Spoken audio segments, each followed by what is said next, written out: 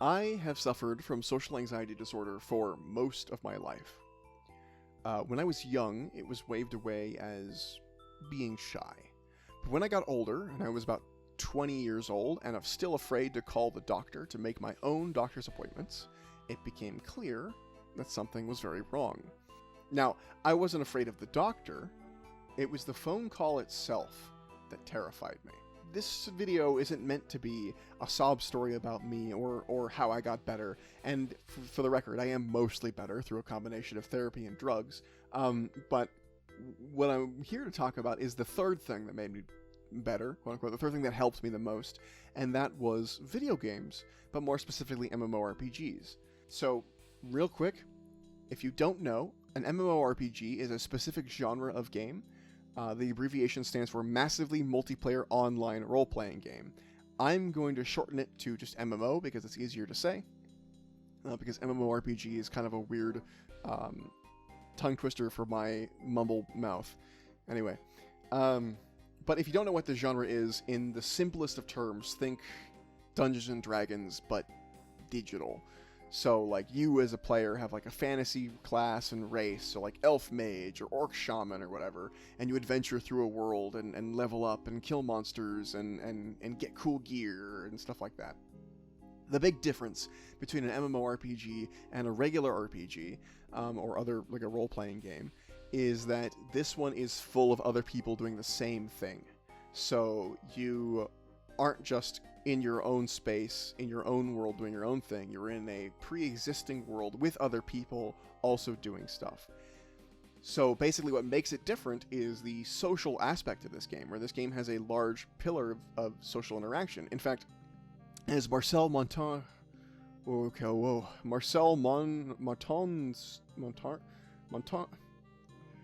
as Marcel says in their article, with a title that is far too long, the most important aspect of MMORPG games is not the playing itself, but the ability to form strong friendships in which players are often emotionally invested.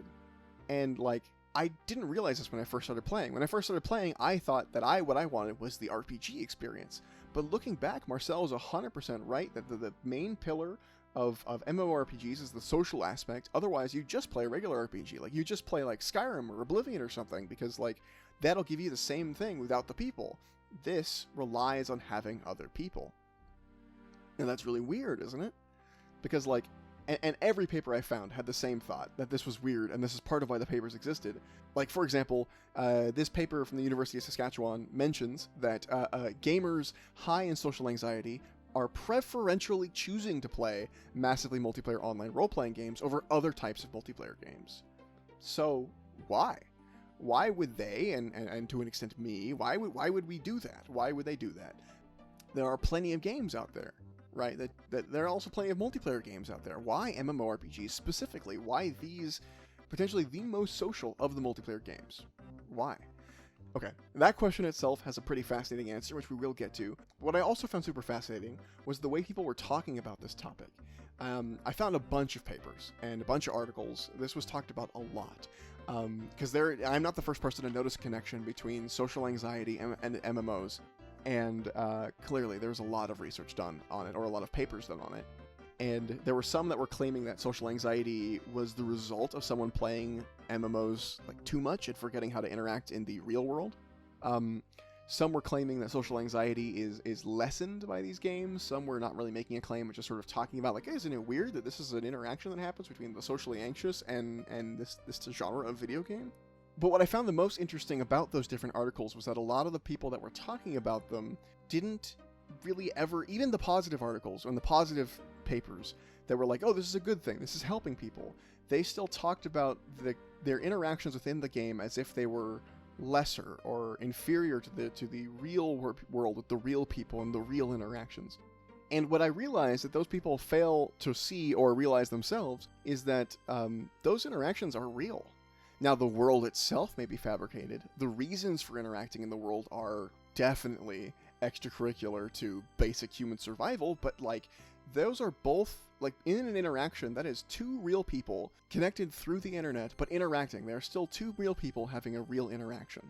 And everyone seemed to miss that, and I found it really fascinating that they missed that. But that doesn't answer your question. Why do we do this? Well, after reading through these papers and trying to figure out and trying to collate what was going on, I think I have kind of condensed it into something coherent, probably. So, from what I saw, it came down to a couple of things. First and foremost, the way in which the games themselves not only encourage interaction, but will sometimes require it to progress. So, for example, World of Warcraft's leveling process, leveling up from, let's say 60 to 70, often has quests that lead to a dungeon. That quest line then cannot be continued until the dungeon is cleared. And the only way to complete these dungeons in any reasonable time frame is with a group of people. And these dungeons also provide experience and a way to get, better gear that you wouldn't find while questing, and all of that further incentivizes doing them, and thus further incentivizing social interaction between those players. It also, the genre itself, allows, because you're in this 3D virtual environment, it allows for a type of wordless communication that would not be as accepted out in the real world. So, there are days where I want to play the game, but I don't want to talk to anyone. I'm just not having it that day. For whatever reason, I don't want to talk to anyone. I can still get by with nonverbal communication in a way that would not be accepted out in the world. For example, here is a clip of me looking for a druid so that they can give me a buff to my versatility, which is a stat. Don't worry about it. It's not really that important. I find a druid here. I walk up to them, and I don't want to speak. I don't want to type to them. So I do some universal wordless communication, and I jump while looking at them, and it's obvious to them almost immediately that I'm trying to get their attention. They know what I want, I think, and then they buff me, and I move on with my day. That kind of universally understood nonverbal communication is pretty rare out in the real world, and so it's very nice to have it as an option on days in which you just have run out of brain space to be able to talk to anyone. And this works in all kinds of situations. Like if your group's going the wrong way in a dungeon, you can do the same jumping maneuver by standing in the right way you need to go and just jumping. You don't have to tell everyone, hey, you're going the wrong way. Just stand where you need to go and jump. They'll figure it out. Now, of course, social anxiety does not have a single cause. A friend of mine was, for a while, incredibly socially anxious, and kind of weird, honestly, but that's a separate thing. But to the point where I, the also socially anxious person, had to speak to strangers on her behalf. She would not speak to them, but needed something from them and didn't know how to communicate it, and I would just speak to them for her. And it turned out the underlying cause of her particular brand of social anxiety had a lot to do with not having confidence in herself. And that was because she was trans and afraid to tell anyone.